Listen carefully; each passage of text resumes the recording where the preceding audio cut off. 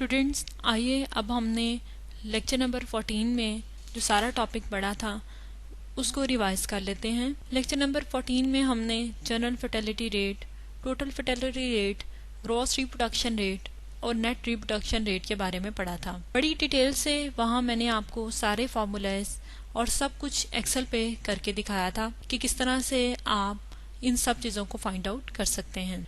इस एग्जाम्पल में भी आपको डिफरेंट एज ग्रुप्स गिवन है, 15 to 19 up to so on 45 to 49 years के एज ग्रुप्स गिवन है। फीमेल पॉपुलेशन गिवन है, नंबर ऑफ बर्ड्स और सर्वाइवल रेशियो आपके पास गिवन है।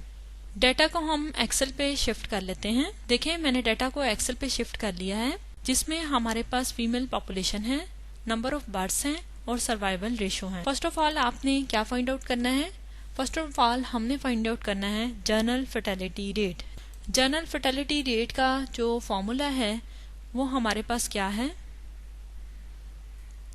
जनरल फर्टिलिटी रेट हमारे पास होता है number of births divided by female population multiply by 1000। आप इन सबको टोटल कर लें।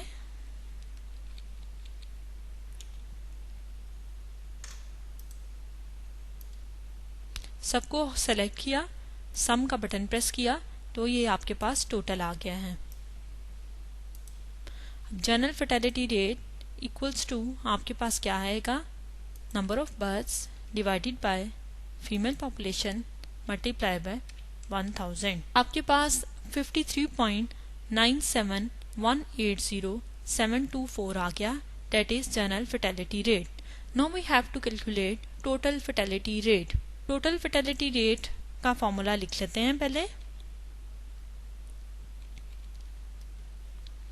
आपको पता है कि टोटल फर्टिलिटी रेट हमारे पास होता है 5 multiply by sum of BI over PIF multiply by 1000। यानी आपको फर्स्ट ऑफ ऑल एक कॉलम कंस्ट्रक्ट करना है। कॉलम में आपने क्या करना है कि आपने BI divided by PF multiply by 1000 करना है। यानी आप ऐसा करें कि ये और ये फीमेल पॉपुलेशन मल्टीप्लाई बाय 1000 आपके पास आ गया, ये ठीक है। और डिफरेंट एज ग्रुप्स के लिए इसी तरह से आप फाइंड आउट कर लें।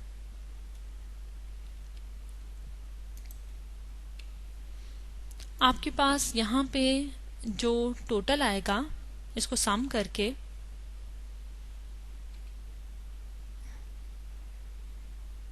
सम ऑफ दिस कॉलम 413.94 है इसका सम, ठीक है।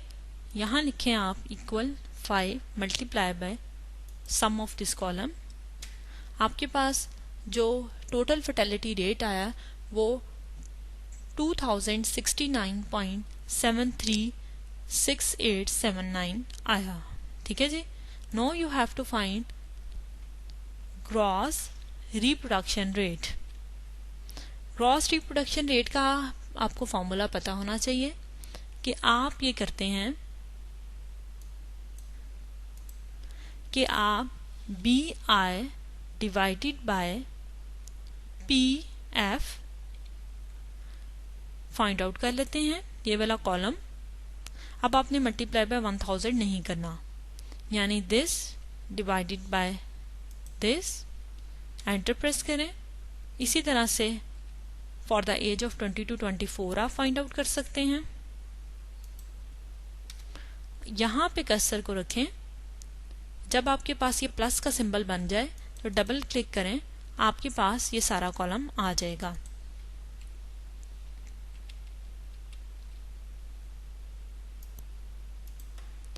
अब आप इसका सम फाइंड आउट कर लें और इसका सम आपके पास आ गया है 0.41395। ग्रॉस रिप्रोडक्शन रेट के लिए 5 multiply by this column equals to 2.069738। Now the last thing is net reproduction rate. Net reproduction rate के लिए आप क्या करते हैं कि आपको पता है कि उसके लिए एक हमें कॉलम फाइंड आउट करना पड़ता है, इसमें हम BI यानी कि ये जो हमने फाइंड आउट किया है कॉलम, इसको मल्टीप्लाई कर देंगे सर्वाइवल रेट के साथ,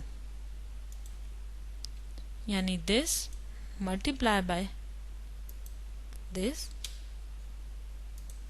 और ये सारी वैल्यूज आप फाइंड आउट कर देंगे। इनका सम अप करें इनको, तो ये आपके पास आ जाएगा सम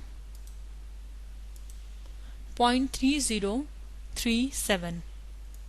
no according to formula 5 multiplied by sum of BI over PI multiplied by probability of survival equals to case क्या आया है 0.3037 के। तो नेट रिप्रोडक्शन रेट आपके पास क्या आ गया 1.5185।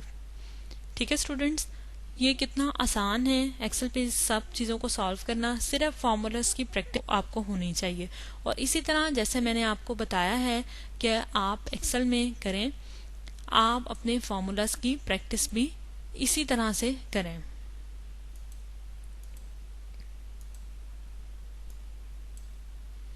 ये आपके पास रिजल्ट्स आ गए हैं। After putting all this result we get the slides as, आप देख सकते हैं कि मैंने स्लाइड्स से ये रिजल्ट्स इधर लिख दिए हैं कि हमारे पास यही रिजल्ट आया था जनरल फर्टिलिटी रेट का। इसी तरह से ये हमने एक कॉलम जो है वहाँ कंस्ट्रक्ट किया था एक्सेल पे, और उसका जो टोटल आया था वो ये वाली वैल्यू थी उसकी total.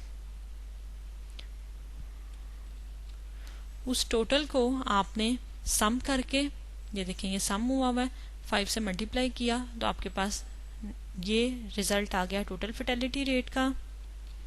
Then gross reproduction rate के लिए ये वाला कॉलम हमने कंस्ट्रक्ट किया था, वहाँ से कॉपी करके यहाँ पेस्ट कर लें और इस तरह से ये कॉलम बन जाएगा। और इसी तरह से 5 से जब मल्टीप्लाई करके लिखेंगे तो हमारे पास ये ग्रॉस रिप्रोडक्शन रेट आ जाएगा। नेट रिप्रोडक्शन रेट के लिए जो आपके पास ये सर्वाइवल रेट था, इसको मल्टीप्लाई कर दिया आपने इस कॉलम के साथ, जो कि ऑलरेडी आप ये कॉलम फाइंड आउट कर चुके थे।